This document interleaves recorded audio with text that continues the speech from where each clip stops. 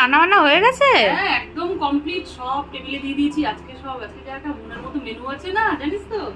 প্রথমেই গরম গরম সাদা ভাত, সাথে আছে শাক ভাজা, মূলো শাক করেছি। এখন তো বাজারে মূলোটাও নতুন নতুন, শাকটা খেতেও ভালো লাগে। সাথে একটু ডাল আছে, এটা কালকের মুগের ডাল আছে।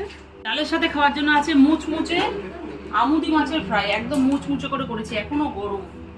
সাথে আছে স্পেশাল আইটেম, দেখো খাসির চর্বির একদম বড়া, আর সাথে করেছি মোচার বড়া।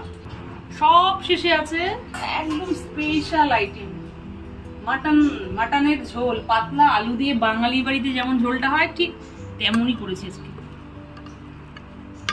আলু দিয়ে পাতলা ঝোল করেছি। সব শেষে টমেটোর চাটনি। এই হলো আজকে দুপুরবেলার দুর্দান্ত সব মেনুগুলো কেমন হলো তোমরা কিন্তু কমেন্ট করে অবশ্যই জানাবে। আজকের মতো এই পর্যন্ত, আবার দেখা হবে নতুন কোনো ভিডিওতে। ততক্ষণের জন্য টাটা।